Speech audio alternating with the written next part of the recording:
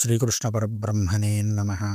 విష్ణు సహస్రనామాన్ని ముగుస్తూ పరమాత్మ ఒక అద్భుతమైనటువంటి శ్లోకాన్ని చెబుతాడు. ఏమిటంటే అది ఆర్తా విషన్నాః శిథిలాశ్చ భీతా ఘోరేషు చ వ్యాధిషు వర్తమానాః సంకీర్త్య నారాయణ శబ్దమాత్రం విముక్త దుఃఖాః సుఖినో భవంతి అని. అంటే ఆర్తితో పరమ ప్రేమతో ఆర్తుడై అవసరంలో ఉండి విషన్నాహ దిక్కుతోచనటువంటి స్థితిలో ఎడతగని విషాదంలో కూరుకున్నవాడై జీవితంలో శిథిలమైపోయినటువంటి స్థితిలో శరీరమే శిథిలమైపోయేటువంటి స్థితిలో శరీరము పడిపోవడానికి సిద్ధంగా ఉన్నటువంటి పరిస్థితుల్లో భీతితో ఏదైనా భీతితో లోక వ్యవహారమైనటువంటి భీతితో కానీ అత్యంత దుర్భరమైనటువంటి మరణ భీతితో కానీ భయంతో ఘోరమైనటువంటి వ్యాధులు చుట్టుముట్టినటువంటి సమయంలో కానీ ఏ సమయంలోనైనా సరే ఒక్కసారి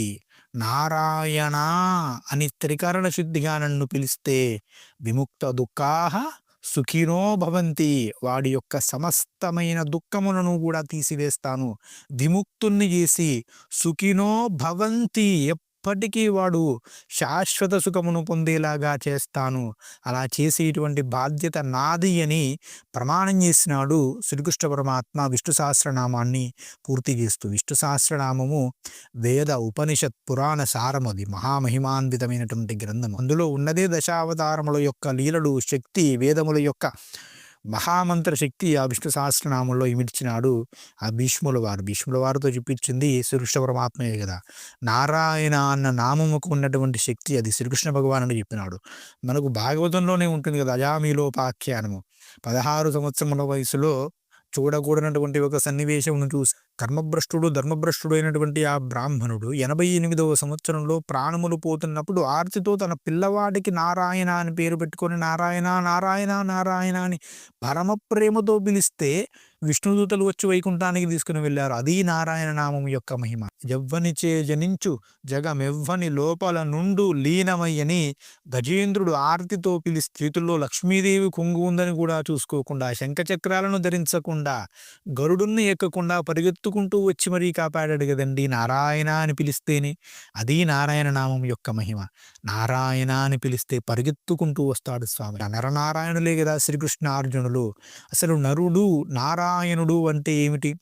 నారములను అధివసించి ఉన్నవాడు అంటే నీటిని అధివసించి ఉన్నవాడు. నీరు అనేది ప్రవాహశీలమైనటువంటి తత్వాన్ని కలిగి ఉంటుంది. మానవ జీవితం కూడా ప్రవాహశీల తత్వాన్ని కలిగి ఉంటుంది. కాబట్టి ప్రవాహశీల తత్వమును కలిగి ఉన్న నీటిని ఆశ్రయించి ఉన్నవాడు, ప్రవాహశీల తత్వమును అంటే ఎప్పుడు కదిలే తత్వమును కలిగి ఉన్నటువంటి ఇంద్రియములకు ఆలవాలమైన వాడు. నారములు అంటే ఇంద్రియములను కూడా ఒక పేరు ఉన్నది. అంటే ఇంద్రియములకు, ఆత్మకు, బుద్ధికి ఆలవాలమైన వాడు, ఆశ్రయమైన వాడు. కాబట్టి నారాయణుడు. నరసింహపురాణం చెబుతుంది సంసారము అనేటువంటి ఘోర భీతిని ఎవడు ఖండించి వేస్తున్నాడో వాడు నారాయణుడు అంటున్నాడు. అంటే నారాయణ నామస్మరణ మాత్రము చేతనే సంసారము అనేటువంటి భీతి తొలగిపోతుంది, భయము తొలగిపోతుంది అని నృసింహపురాణం విశేషంగా చెబుతూ ఉంది. నారాయణం అయనం యస్మాత్ తస్మాన్ నారస్మృత అని బ్రహ్మవివర్త పురాణము చెబుతున్నది. అంటే నరులను రక్షించువాడు కాబట్టి నారాయణుడు అని బ్రహ్మవివర్త పురాణం విశేషంగా చెబుతూ ఉన్నది. అంటే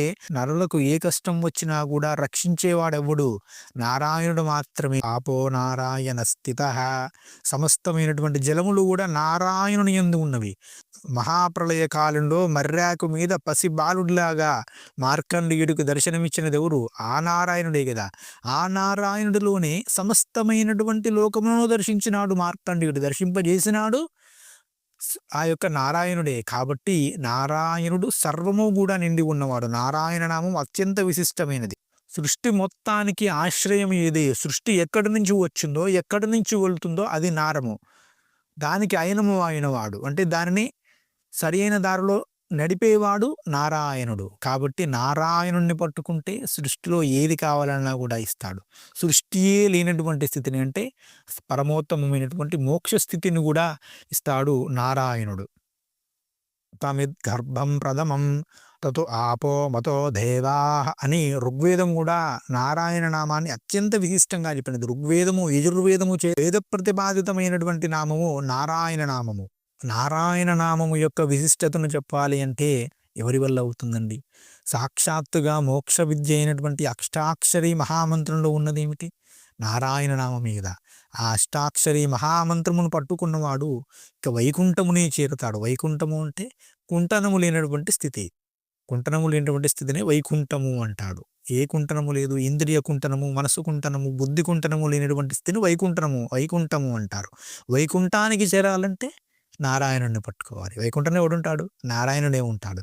కాబట్టి నారాయణుడిని పట్టుకుంటే వైకుంఠం చేరుతాం. వైకుంఠం చేరాలంటే నారాయణుడిని పట్టుకోవాలి. అంతటి మహిమాన్వితమైనటువంటి ఈ నారాయణ నామమును అందరూ కూడా అత్యంత విశిష్టంగా ఆ రోజు కూడా జపించండి. దీనికి ముందు ఓంకారాన్ని అంటే ప్రణవాన్ని పెట్టి తర్వాత నమః పెడితే అది అష్టాక్షరి మహామంత్రం అవుతుంది. అది చేయాలంటే మాత్రం కాస్త శుచిగా ఉన్నప్పుడు కూర్చొని ఒక ఆసనం వేసుకొని చేయాల్సి ఉంటుంది. అలా కాకుండా నారాయణ, నారాయణ, నారాయణ అని స్మరించడానికి, నామస్మరణ చేయడానికి ఏ విధమైనటువంటి నియమాలు కూడా అవసరం లేదు. దాన్ని ఏ క్షణంలోనైనా, ఏ నిమిషంలోనైనా ఆఖరికి అత్యంత అశోచ ప్రదేశము అని చెప్పబడేటువంటి మంచం మీద కూర్చొనైనా కూడా నారాయణ నామస్మరణను చేయవచ్చు. అజామినుడు మంచం మీద కూర్చొనే కదా ఆ యొక్క ప్రాణోపాన సమయంలో నారాయణ నారాయణ అని పిలిస్తే వచ్చి విష్ణుదూతలను పంపించినాడు కదా.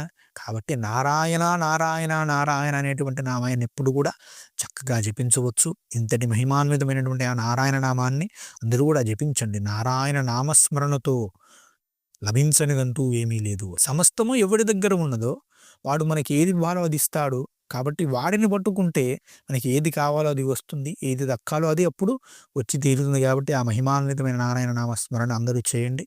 నారాయణ అనుగ్రహమును పొందండి. ఓం నమో నారాయణాయ నమః. స్వస్తి. శ్రీమాత్రే నమః. జై శ్రీరామ్.